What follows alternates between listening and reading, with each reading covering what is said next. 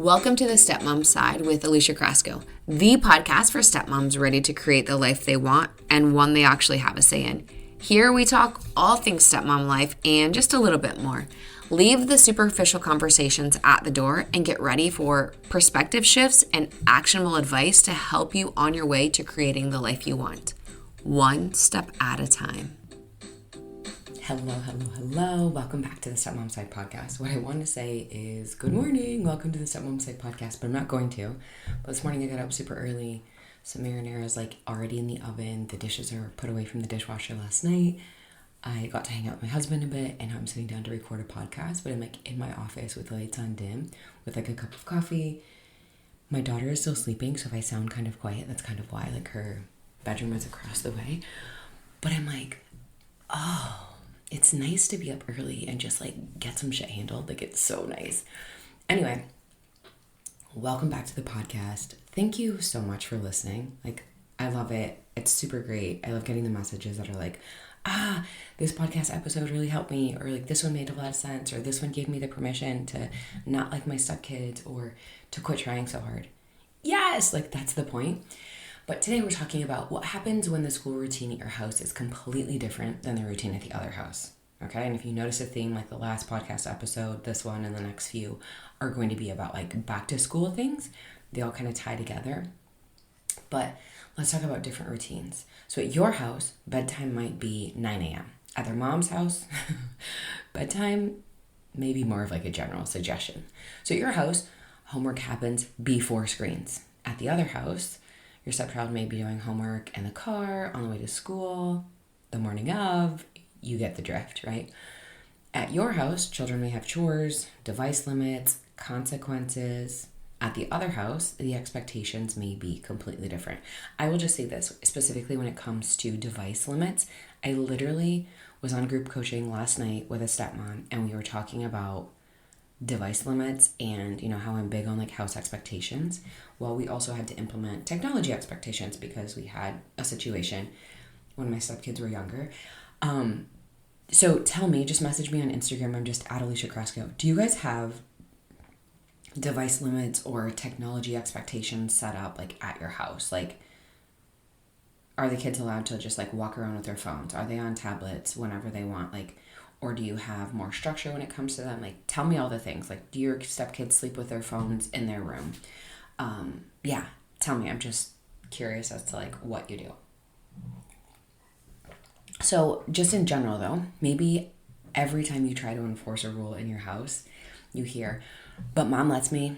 We don't have to do that at mom's. Mom doesn't care if I stay up late. I can have my phone in my room at mom's house. And perhaps the crowd favorite of stepmoms, perhaps, maybe you've heard this too. You're not my mom. It's super relaxing, right?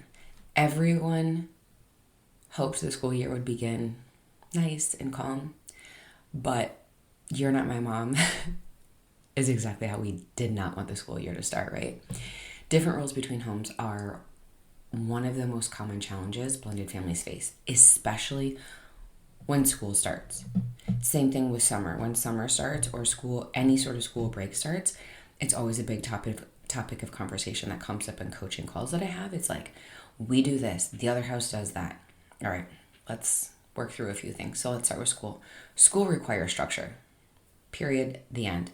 Children need to wake up on time, get dressed, find their belongings, complete their homework, remember forms, charge devices, attend activities, and get enough sleep to function. Also, you, my friend, please go to bed early, or don't stay up late scrolling social media or checking one more thing. No. Trying to take my own advice on that one because I don't know. This is a complete side tangent here, but I don't know about for you, but for me, when my daughter goes to bed, my husband goes to bed at a decent time. I'm great. I'm by myself. I can I know that everyone's sleeping and no one's. I'm not gonna hear this. The little pitter patter of feet coming to find me. But I know I can just get things done that I need to get done. But then also sometimes I'm not getting things done that I need to get done. I'm just wasting my time on social media. And that's obviously not helpful. So everyone needs to get enough sleep. specifically the kids, but even more importantly you, because you pay for it the next day. Back to the podcast episode. Sorry about the tangent. But also, is that you? Like, do you stay up too late? When the routine's different slightly between households, your stepchild, it's not personal against you, but they may resist the expectations in your home. And often, we as the stepmom becomes the person trying to hold the entire routine together. Welcome to burnout. So maybe you remind your stepchildren about homework. Maybe you turn off the Wi-Fi. Maybe you enforce bedtime. Maybe you're the one that's like, hey, did you get your room cleaned? Hey, did you get your backpack unpacked? Hey, did you insert whatever. You're the one that's asking about chores. You locate the missing backpack. You notice that the child is exhausted. You try to prepare everyone for the next morning. Then you become the strict one. Hi, welcome to my life. Oh, yeah. So if this is happening in your family, the solution is not necessarily convincing the other house to follow your rules, because we all know that that's not happening, right? Like, you can't convince someone else to follow your rules. You can only control yourself, how you show up, what you're doing, and how your house is going to be ran. Consistency between homes can be helpful, but it's not always possible. Again, you can't control another household. You couldn't control my household, right? Like, if you and I ran our houses differently and you're like, Alicia, I think you need to do this, I'd be like, okay, thanks for your opinion. No, I'm just kidding. I would actually probably consider it. And then maybe I'd make adjustments and maybe I wouldn't. But you don't get to control somebody else's household. Kind of like me sitting here being like, hey, maybe you should try these things. You're like, okay, Alicia, yeah, right. I'm not going to do that. Fine, fair enough. Proving my point. But what you can do is create clear expectations in your own home. Decide which differences actually matter and make sure your partner's not leaving you alone to enforce every single rule. Because I'll tell you, burnout, man, like, this is what's going to happen to you. And then you're going to be like, I'm torching the place. I'm not doing this anymore.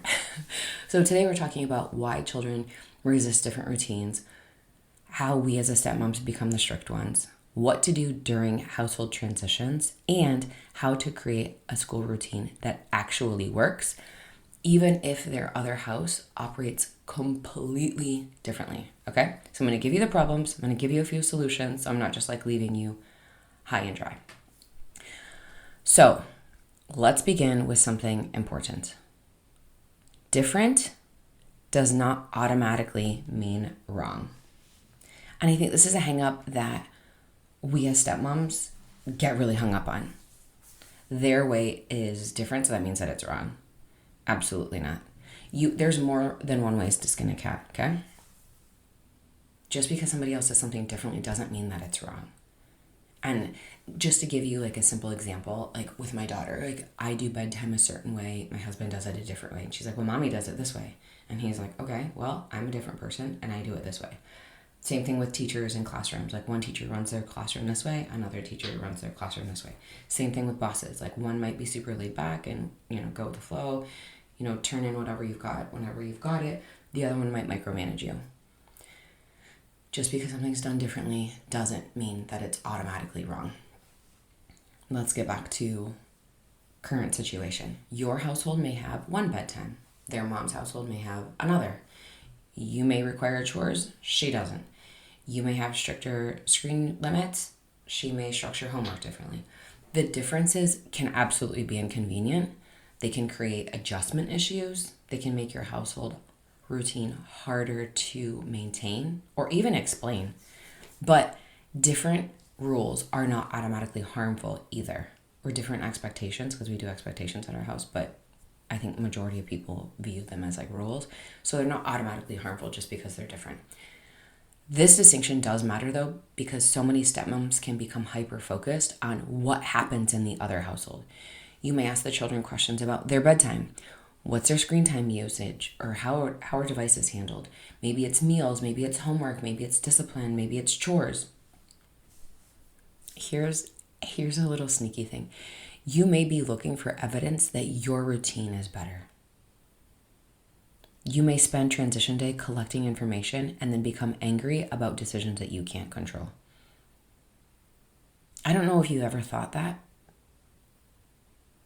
that you may be looking for evidence that your routine is better, or spending transition day like gathering, collecting information, and then you ruminate it and you become angry about decisions you can't control. And so soon what happens is the other household is influencing the emotional climate in your home without even being present. And I don't think we realize that as stepmoms is that knowledge is not power. I say this so often in coaching calls, like knowledge is not power. Like just because you can have the information doesn't necessarily you need it. Sometimes yes, but like in situations like this, like knowledge is not power, because then you're collecting information, then you become angry about decisions that you can't control. And then the other house is influencing the emotional climate in your home, and they're not even there. You invited them in. All that to say, you are allowed to disagree with how another household operates, but not every difference requires an intervention. So ask yourself this: is this difference creating an actual health, safety, academic, or emotional concern?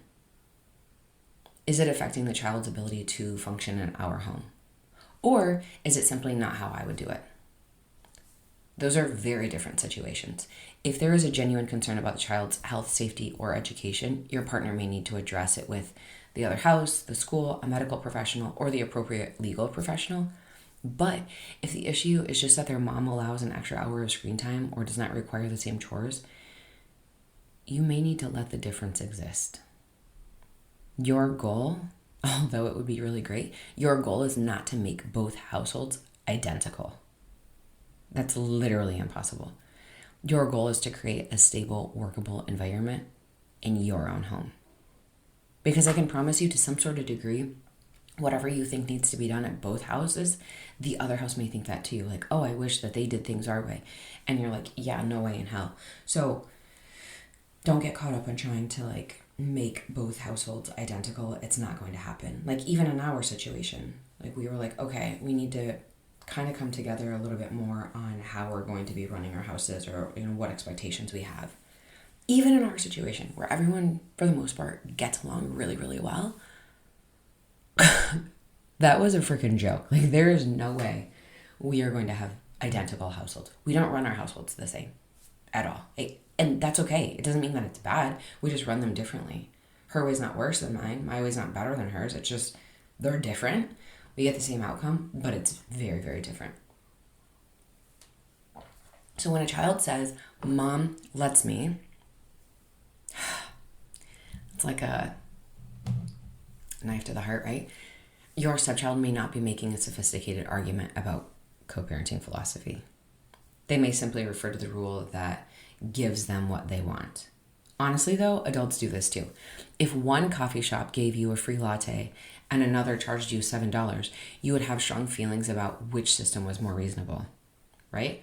Or you go to one store and they let you return something after whatever, like let's say 30 days. And if you have the receipt, great. If you don't, or even if it's after 30 days and you have the receipt, they just give you a store credit. Perfect. The other store is like, I'm not doing that. You're like, well, that store lets me do it. Okay, we just did what your stepkid does. Well, Mom lets me do it, right? They're looking for which system works better for them. But children, us too, naturally compare rules. They notice where bedtime is later, where devices are less restricted, where chores are optional, and obviously where consequences are very different. Comparing households doesn't necessarily mean that they disrespect your home. It may mean, though, that they're testing whether the expectation is negotiable. Hello, we were all kids too. Same thing. Even, I just told you, like, my daughter said, oh, Mommy does it this way. Okay. Whatever. So, again, it means that they might just be testing whether or not the expectation is negotiable. It also may mean that the transition is really difficult for them. The child has just moved from one environment to another. Different adults, rules, routines, emotional energy, expectations, and relationships may all come with that move. Let's think about that for a second. So different adults, different rules, different routines, different emotional energy, different expectations, and different relationships may all come with that move. Even when children are used to transitioning, they may still need time to adjust. Resistance does not always mean that the rule or the expectation is wrong. It also doesn't mean you need to deliver a 20-minute speech about why your home is more structured, why we do things here. A calm response, just to give you an example, can be, I understand that the rule is different at your mom's. At our house, devices charge in the kitchen. I'm not getting into a pissing match with my stepkids about who does what. I understand that the rule is different at your mom's. At our house, devices charge in the kitchen. Or you may not have that chore at your mom's. At our house, everyone helps with dishes. Or I completely hear you that bedtime is different here. On school nights here, though, bedtime is at 9. Short, clear, boring. You don't have to win a debate. You are communicating the expectation. We're not negotiating here. In our family, the rules and expectations differed between homes. Like I said, we experienced differences around devices and screen time, bedtime and sleep, homework expectations, discipline and consequences, and chores and responsibility just in general. Do not be fooled, because those differences created challenges in our household. Rules were challenged. Transitions would come with resistance. I became the strict one. There was conflict, lots of conflict between my husband and I. I found myself overfunctioning. You know what I'm talking about? Overfunctioning and becoming resentful. This is what happens when we as the stepmom are highly aware of what needs to be done, but we don't feel adequately supported in making it happen. You see that the child needs sleep.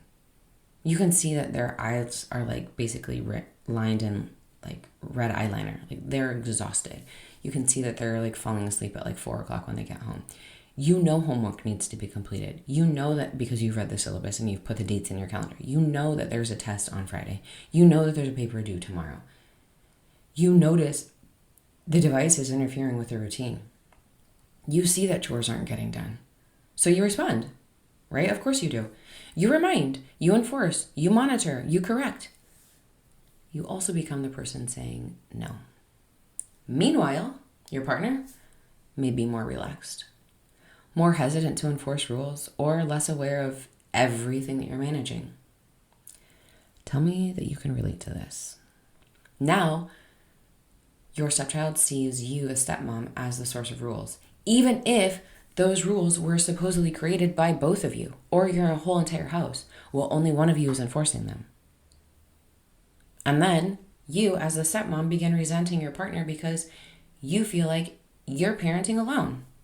I'm out here on Stepmom Island, all by myself. No one's helping me. The problem is no longer that the houses have different rules. The problem is that the adults in your house are not aligned about who creates, who communicates, and who enforces your expectations. Your meaning not your expectations that you created on your own, but your household expectations. Stepmoms rarely wake up one morning and announce, I would love to become the household villain. Can you imagine? That would be hilarious, actually. Like, my stepkids would probably laugh and be like, girl, you're already there. But no, we don't just wake up one morning and say, I would love to become the household villain. It usually happens gradually. You notice that something needs to be handled. Your partner doesn't respond quickly enough. You step in, you remind the child, you enforce the expectation, you handle the reaction. Then it happens again. And eventually, you're managing schoolwork, devices, bedtime, chores, belongings, transportation, consequences. Your partner may believe that you're more structured or just simply better at managing routines. And the child may believe that all of the rules belong to you. You may feel that if you stop doing all the things that you do, everything will fall apart. And I will tell you, I am not trying to shame you, because I literally felt the same way. Like, if I stop doing this, who the hell is going to do it? Right? Wrong. That is overfunctioning. Overfunctioning is not simply doing a lot. It's taking responsibility for things that other people are capable of owning, often because you are anxious about what will happen if you do not. And here's the crazy thing. It can feel helpful in the moment. You're like, oh yeah, I'm so good at this. Remember, like I don't know if you remember, but if you've been here for a while and you've listened to the podcast for a while, like you've heard me say like, oh my God, I'm so good at running my life. Like here, let me run yours. It can feel helpful in the moment, but over time, it creates an unhealthy system. You as the stepmom become exhausted. You become resentful. Your partner underfunctions because you keep filling every single gap. They can't even see the gap because you fill the gap before there is a gap. You're like laying the caulking down like as the gap is starting to form. You're like, whoop, not here. The child, your stepchild, directs frustration toward you as the stepmom. Then we as a stepmom wonder why no one appreciates everything we do. No one likes me. Why? I don't even get a thank you. This is not about blaming you as the stepmom, because many of us overfunction because we care. We want the child to succeed. We want mornings to go smoothly. We want the household to feel calm. Also, we might be trying to prove that we're a good stepmom. Here's where we're auditioning, right? Doing all the things. But if your involvement is damaging your relationship with your stepchild and creating resentment towards your partner, the current arrangement needs to change. If your partner wants a rule to exist or an expectation to exist, your partner needs to help communicate and enforce it. This is especially important when the stepmom-stepchild relationship is strained or still developing. Like if you've noticed that there's weirdness between you and your stepkid, all right, let me step back. You can support household expectations.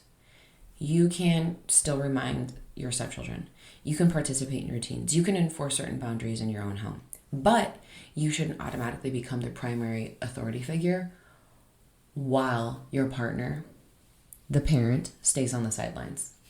Your partner should be able to say, in our home, homework is completed before gaming, or before social media, or before YouTube, or before insert whatever it is that your stepchild does on their device, their laptop, their phone, their tablet, whatever. They should also be able to say, we decide that devices charge outside the bedroom. School night bedtime. I almost said school night is at 9. School night bedtime is at 9. Everyone in this household has responsibilities. Notice the word we. We decided that devices charge. In our home, homework is in our home. I'm like, well, words are a little bit of a struggle this morning. Homework is completed before bedtime. Everyone in this household has responsibilities. But it's we. We decided. Not Alicia says you have to go to bed. Your stepmom, no one talks like that though, wants you to put your phone away. Alicia made this beautiful chore chart. Or maybe they say, Alicia made this hideous chore chart. Absolutely not. So if your partner agrees with the rule or the expectation, they should own the damn rule. They should own the damn expectation. Using you as the stepmom as the explanation, what do you think that does? It teaches the child that you, the stepmom, is the obstacle standing between them and the life they would prefer to have. So who's the scapegoat? You. You're the bad guy. Of course you are. Remember, you woke up and said, I want to be the villain? It also allows your partner to avoid the child's disappointment. That's not partnership. Here's what I want you to do. Talk privately with your partner about which expectations you both support.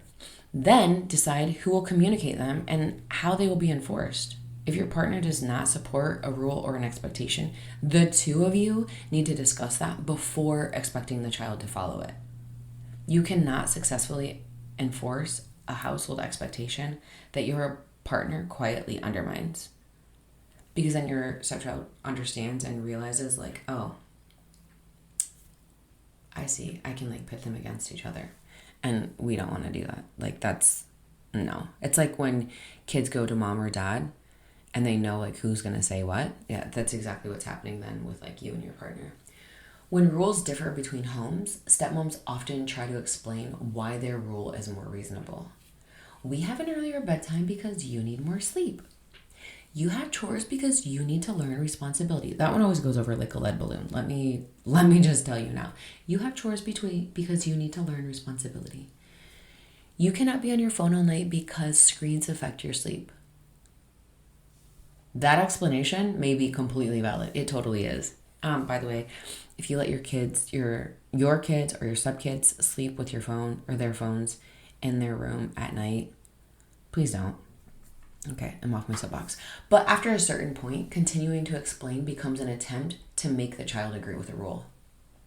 No, the child does not have to like the expectation or the rule for the expectation to exist. Explain briefly and respectfully, then stop debating. You can say, I understand you prefer the rule at your mom's. This is the expectation here. Your stepchild may remain unhappy. That doesn't mean that you failed to communicate. It means that the child is unhappy. Children are allowed to dislike rules. Period. The end. Our job as parents and step-parents, we don't need to eliminate every uncomfortable emotion. Our job is to create a reasonable expectation and calmly respond, not to produce enthusiastic agreement. You're not going to get it. Another one of the most useful phrases in a blended family is at our house. This is something I would use all the time, because you can say at our house without criticizing their mom. So at our house, we put backpacks by the door. At our house, homework happens before screens. At our house, devices charge in the kitchen. At our house, we speak respectfully. This language keeps the focus on your household. It does not require to prove that their mom's rule is wrong. Avoid saying, even though you might think it, your mom shouldn't let you do that. No wonder you're exhausted after being there. You get away with everything at your mom's. She has no rules. Even if you're frustrated, criticizing their mom places the child in the middle. We don't want that. It's going to start to affect your relationship. Your stepchild may feel like they need to defend her. They may hear criticism of their mom as criticism as part of themselves. And now the conversation is no longer about bedtime. It's about loyalty. You can disagree with another household without asking the child to agree with your judgment. If your partner needs to discuss a serious concern with their mom, that conversation should happen between the adults. The child should not become your source of information or your messenger. Okay? No messaging between the kids. Speaking of messengers between the kids, between houses, transition days can be difficult. Again, even when the child is used to or is accustomed to transitioning back and forth between homes, whether it's been months or years, your stepchild may arrive tired, overstimulated, quiet, irritable, excited, withdrawn. Maybe they're resistant. They may need time to emotionally and physically shift into a different environment.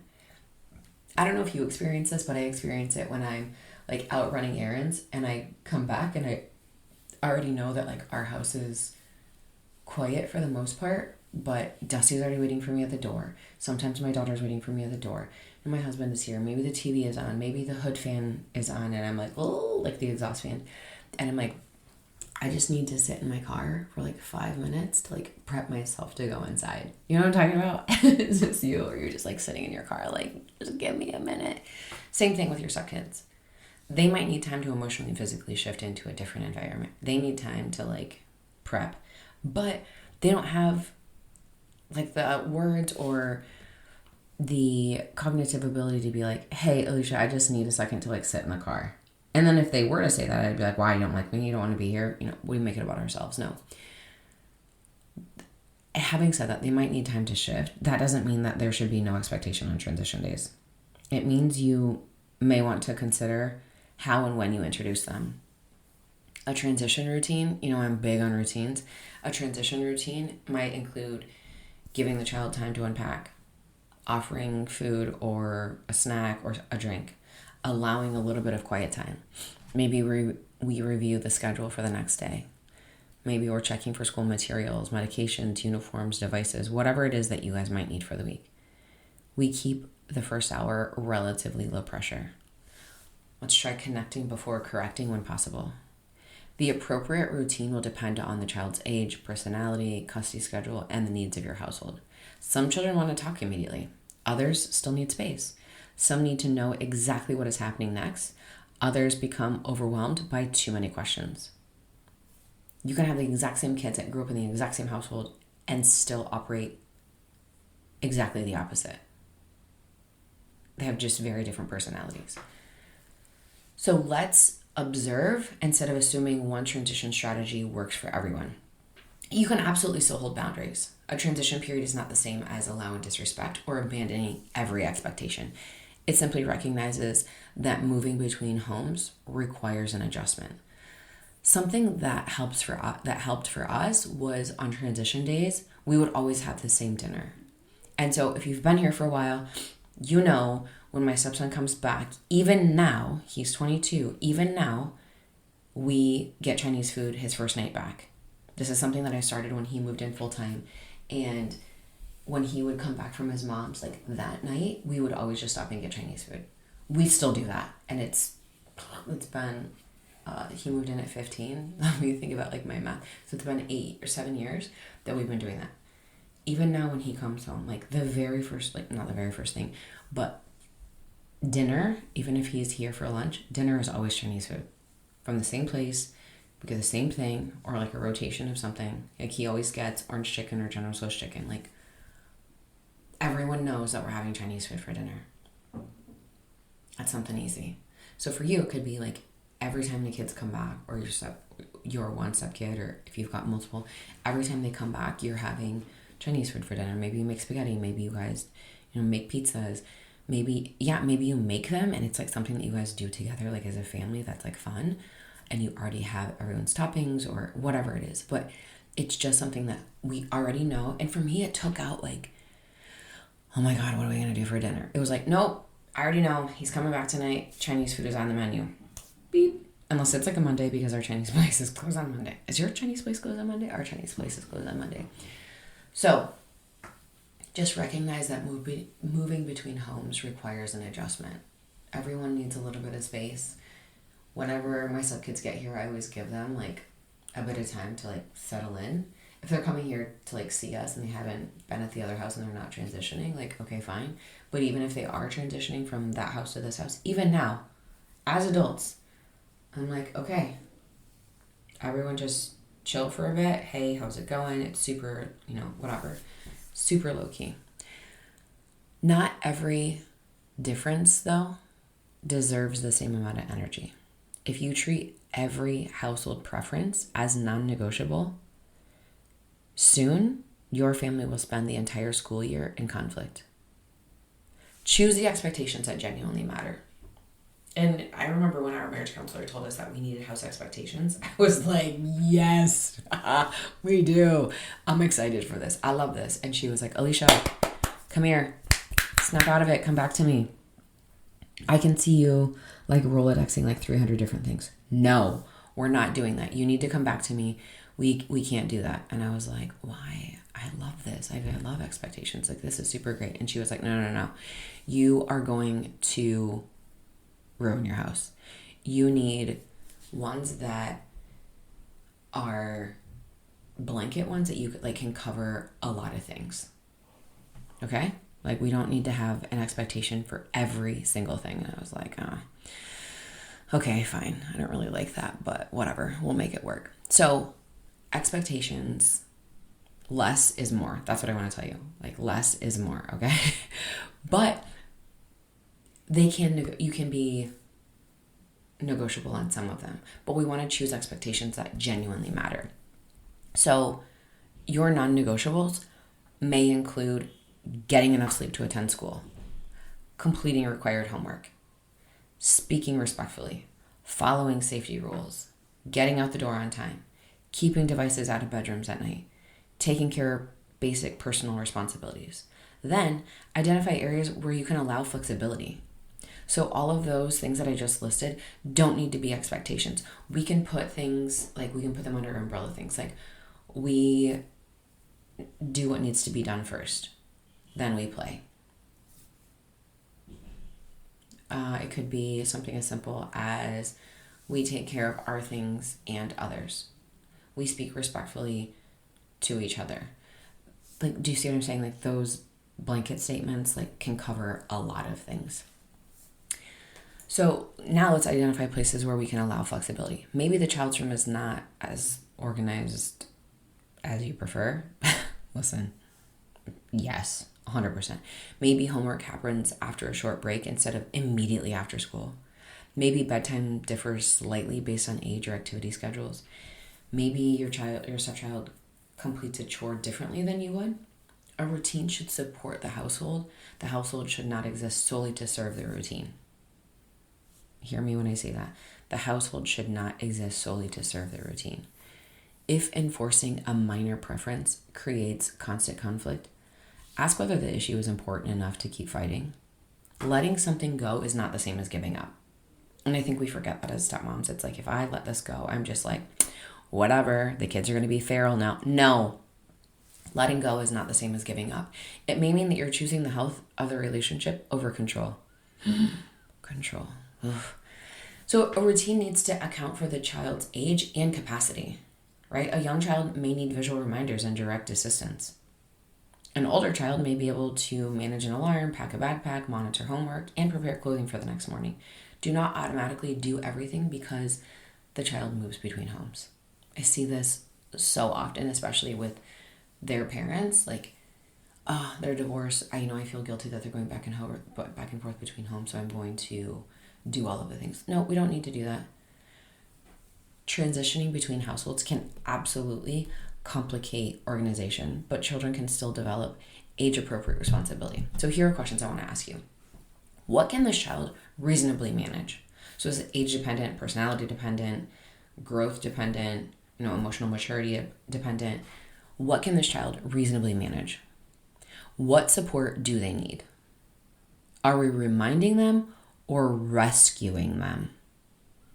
Are we reminding them or rescuing them? Are the adults managing a system the child could begin owning? For example, an older child may be responsible for checking that their school device and charger travel with them. Not something that we can offload to them. It's theirs. They may maintain a checklist for sports equipment. They may pack their backpack before bed. They may monitor assignments through the school portal. There will still be mistakes, okay? They're not perfect. A child may forget something. That does not always mean an adult needs to drive 2.5 hours to fix it. Natural consequences are my favorite, but they can also teach responsibility when they are safe and appropriate. Again, use nuance. This is not about punishing children for the complexity of living between homes. Like, we don't want to do that, but it is about helping them develop skills within that reality. So you may create a thoughtful routine and still have no cooperation from the other house. That's okay. Maybe your partners ask for greater consistency and their mom refuses. Maybe messages go unanswered. Maybe agreements aren't followed. Maybe every attempt at communication becomes conflict. Listen to me, my friend, when I say you cannot force collaboration. Okay? You cannot force collaboration. If cooperative co-parenting is not possible, your family may need a more parallel approach. I love me some parallel parenting. That means reducing the expectation that both homes will function as one unified system. Your household creates its own routine. The adults exchange necessary information. Your partner follows the parenting agreement. Communication stays focused on the child and relevant logistics. Who's getting where, who's picking up who, all of the things. All that to say, this can feel really disappointing. Many of us enter into blended family life believing that good co-parenting means everyone agrees. Everyone sits together. Everyone does all the things together. It doesn't. Sometimes success means accepting that the homes are completely different. And it also means that we accept that those things are not going to consume our household. That's the hard part. Sometimes success means accepting that the homes are different, and we need to prevent those differences from consuming your house. If you become the strict one, talk with your partner before the resentment becomes unbearable. Do not only say, I'm tired of doing everything. List the responsibilities. I'm currently monitoring homework, enforcing device limits, managing bedtime, reminding everyone about chores, and handling the resistance. I can't continue to be the primary person responsible for all of this. Or something a little more simple, I'm willing to support a routine, but I need you to lead the conversation and enforce the expectations. Or when the kids challenge a rule and you stay silent, I feel like you're making me defend a decision we supposedly made together. But also don't say it like I just said it. We supposedly made together. And you can leave out the word supposedly too if it feels like it's going to create a conflict or a confrontation. Or I don't want my entire relationship with the kids to revolve around correction. Or I need us to choose the expectations that actually matter instead of expecting me to enforce every preference. Your partner may become defensive. Of course, like that seems to be the standard. They may hear your request as criticism of their parenting. Stay focused on the system. The goal here is not to prove your partner is a bad parent. Like, that's not going to work. That's not how we stay as a team. But the goal is to create a household routine that does not depend on one resentful stepmom managing everyone. And sometimes the healthiest choice for us as a stepmom is to step back from enforcement. This doesn't mean that we become indifferent. It does not mean allowing chaos to take over your home. It does mean, though, recognizing when your involvement is no longer helping. You may need to step back if your partner repeatedly undermines you. You are enforcing expectations your partner doesn't support. Every interaction with your stepchild has become a correction. That is not fun. That super sucks. You're like, I just want to connect with them, but I actually don't like them because everything they do is wrong. So for every negative experience that you have with your stepchild, try to at least have one positive experience. If you can have more, the ratio higher, one negative to 2 or 3 positives, that would be great. But yeah, I don't want every interaction with you and your stepchild to become a correction. That's a really shitty place to be in, and it just feels like, ugh, I don't want to be here. I hate this. Maybe you feel responsible for preventing every mistake. Overfunctioning, anyone? You are more invested in the child's homework than the child and the parents. Your resentment is affecting your relationship with your partner. It's affecting your marriage. You are trying to manage what happens in both households. No, we're not doing that. Listen, that's a recipe for a disaster. If you don't already know, now you know. Stepping back might look like this. Allowing your partner to monitor homework. Leaving bedtime enforcement to your partner. Removing yourself from device arguments. Here's what the Stepmom Side community is amazing, because you can post. This is what I tell stepmoms. Come in there and be like, word vomit, all of the things that are going on in your house right now. Get some advice, get some feedback from other stepmoms that are in the community, and then maybe you can have a conversation with your partner. But we don't need to have a conversation immediately because it doesn't go well. We already know, the arguments just keep escalating. So you can get some arguments. You can get some feedback and some advice and some, hey, here's something that I used that worked. And just get a clear level head and then have a conversation with your partner. Maybe you stop repeated reminders, focusing on boundaries that directly affect you and your space. Here are things that you can say. I'm no longer going to monitor whether the homework is completed. That needs to be handled by you. Or, I will not argue about the phone every night. If this is our household rule or expectation, I need you to enforce it. Stepping back, let me be completely honest with you. Stepping back can feel really uncomfortable because you might fear that nothing will happen without you, or it's all going to fall apart, or no one's going to do anything. Something may be forgotten. The routine may not look like the way you prefer. Your partner may need to experience the consequences of managing or failing to manage their responsibility. You're not required to keep an unhealthy system running so no one else ever feels uncomfortable. That sucks. That super sucks, and it's really hard to just how do I let go of this? So here's how to create a routine that works when the other home has different rules. First, identify the problem. Don't begin with, their mom has no routine. Name what's happening in your home. The child's staying up too late here. Homework is not being completed. Morning arguments make everyone late. Device use is disrupting sleep. I am enforcing every expectation. Second, choose a few clear household expectations. And if you need help with household expectations, head to aliciacrasco.com/expectations. And I have a free resource there that will help you navigate all of that. What does your family need for school mornings and evenings to function? Keep the list realistic. Third, decide who owns each responsibility. Who monitors homework? Who communicates bedtime? Who handles device limits? What is the child responsible for? Where does the stepmom want to participate? Fourth, decide how your partner will support the routine. Your partner should not agree privately and then disappear publicly. No, we are not Houdini here. We're not doing that. Fifth, create a transition plan, or also known as a transition routine. What does the child need when returning to your home? What information or belongings need to be checked? How much decompression time is reasonable? Sixth, communicate the routine calmly. Do not present it as punishment for how the other household operates. You can, just say, this is what school nights look like in our home. Seventh, revisit the plan. If the routine creates more conflict than stability, adjust it. A household plan, household expectations, household rules, household routines, whatever it is you want to call them, they're allowed to evolve. Just because you set them now doesn't mean that they have to stay that way forever. Or your kids are getting older, so now we need to implement new things. Okay, we just adjust it. We pivot, we move on. We just adjust it. Not a big deal. If you and your partner need help talking through responsibilities, routines, chores, discipline, and household roles, like I mentioned, please go to aliciacrasco.com/expectations and you can get a free resource there.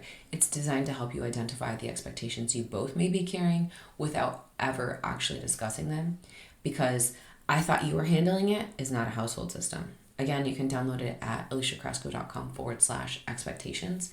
Use it before the next argument about bedtime, homework, or who was supposed to make sure the school device was charged shows up. Different rules between homes can be frustrating. They can create resistance. They can complicate transitions. They can make it harder to maintain a school routine. But the two homes do not have to become identical for your home to feel stable. Focus on what you can control. Create clear expectations within your household. Choose your non-negotiables carefully. Allow reasonable differences to exist. Give children time to transition. I think this is the big thing. Like, we forget how challenging it might be for them to go back and forth between houses, especially if they're so different. Let them take age-appropriate responsibility. Please, please, please do not criticize their mom's home to them. And make sure your partner is not leaving you alone to become the strict one. So many of us fall into that trap. Same, I was too. You can support the children without managing every single part of their lives. And also, you don't want to. That's exhausting. You already have enough on your plate. We don't need another full-time job. That's unpaid. You can have boundaries without making the other household wrong. You can create structure without sacrificing your relationship with your stepchildren. And you can stop overfunctioning your way into resentment. Oof, that one's really hard. You can stop overfunctioning your way into resentment. So again, if you go to aliciacrasco.com/expectations, you can download the House Expectations resource and use it as a clear conversation, or use it as a way to start a clear conversation with your partner. If this episode made you think of another stepmom who's currently hearing, "But mom lets me" 17 times a weekend, please send it to her. And I will chat with you next week. Thanks for taking time to listen to this week's episode. If anything was helpful or resonated with you, please share it on social media and tag me. I'm just at Alicia Crasco. And if you could leave a 5-star rating and a review while you're at it, that would also be really helpful. And if you find yourself struggling with your stepmom journey and you want a little bit more support without the hefty price tag of coaching, you might want to check out the Stepmom Side community, which is my own private community for stepmoms, where you get to connect with other stepmoms around the world and myself, where I hold weekly office hours and monthly group coaching. It's kind of like you have your own personal coach in your own back pocket. Again, without that hefty price tag. See you next week.